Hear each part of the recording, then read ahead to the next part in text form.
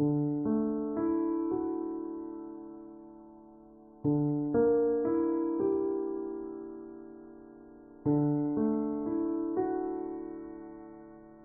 말씀은 이사야 63장 말씀을 봅니다. 오늘 말씀 1절에서 6절까지 모든 민족과 백성들에 대해서 그 공의와 구원의 능력으로 통치하시며 심판하시는 하나님이심을 선포하고 계십니다. 하나님의 백성이 이스라엘을 대적한 나라들에 대해서 포도주 풀을 밟은 것처럼 온통 피로 붉게 물들 만큼 하나님의 심판과 보복을 행하셨다라고 3절에 말씀하십니다. 그러면서 5절에 오직 하나님께서 유일하신 심판자가 되심을 말씀하여 주고 계십니다. 그렇습니다.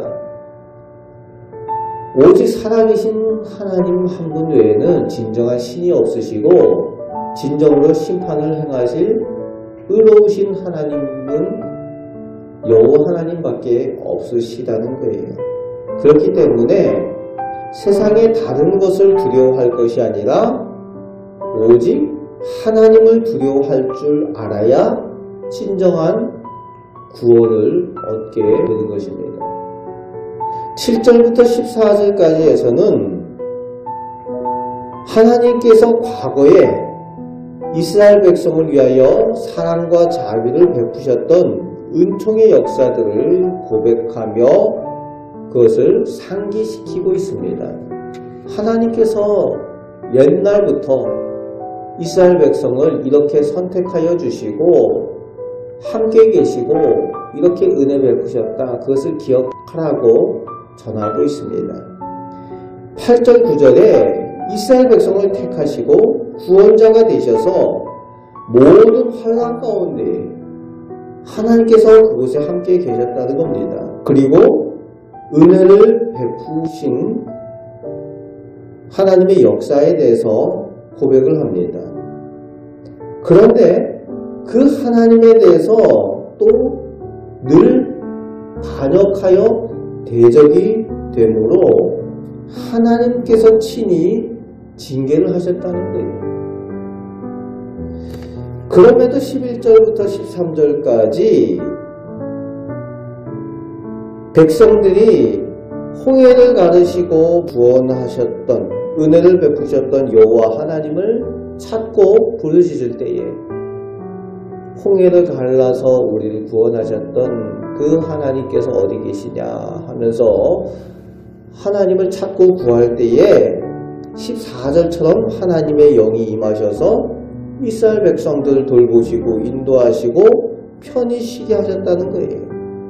그런 은혜를 베푸시는 하나님, 영화로운 민족이 되게 하셨음을 기억하고 고백을 하고 있습니다. 이전에 베푸셨던 그 하나님의 은혜와 그 사랑, 이제 그 은혜의 기억과 고백에 의지해서 15절부터 19절 끝절까지에서는 지금 내가 우리 민족이 당하고 있는 환난과 고통을 하나님께 내어놓고 부르짖는 기도를 드리는 내용이 나오고 있습니다.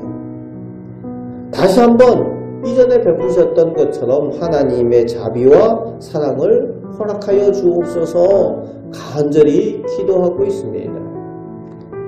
하나님의 사랑과 은혜를 구하는 기도의 방법에는 무엇보다도 먼저 이미 내가 이전에 받았던 은혜에 대한 기억과 감사로 시작하는 겁니다. 그 기억과 감사로 하나님 앞에 간구할 때에 하나님께서 오늘도 함께 계시고 은혜 베푸심을 그 변함없는 사랑을 기억하고 하나님께 영광 돌리는 삶을 살아가게 되는 줄 믿습니다. 오늘 우리가 기도할 때에 얼마나 이미 베푸셨던 하나님의 은혜를 기억하며 감사하고 있는지 돌아보시고 그 은혜에 대한 기억과 감사를 붙들고 기도할 때에 변함없이 지금도 나를 사랑하여 주시고 우리 가정을 사랑하여 주시는 하나님의 은혜를 체험하게 되는 줄 믿습니다.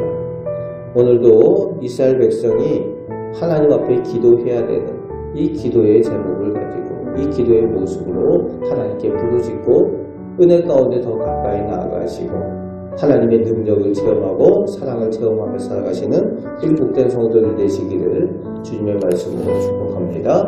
아멘. 기도하겠습니다. 아버지 하나님, 저희가 아무 자격이 없지만 하나님께서 저희를 이미 택하여 주시고 하나님의 백성, 하나님의 자녀라고 불러주시며 늘 동행하여 주시고 저희에게 좋은 것들로 허락하여 주셨던 그 은혜에 감사를 드립니다. 지금까지 인도하시고 은혜 베푸셨던 그 하나님의 그 은혜를 기억하며 그 기억을 의지하여 다시 한번 하나님의 사랑과 은혜 가운데 나아가기를 원합니다. 오늘도 기도할 때에 아버지 하나님 또 변함없이 은혜 베푸시고 사랑하여 주시는 하나님의 그 능력, 하나님의 사랑을 체험하며 살게 하여 주옵소서.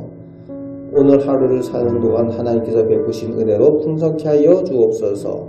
우리를 사랑하시는 예수 그리스도의 이름으로 기도하옵나이다. 아멘.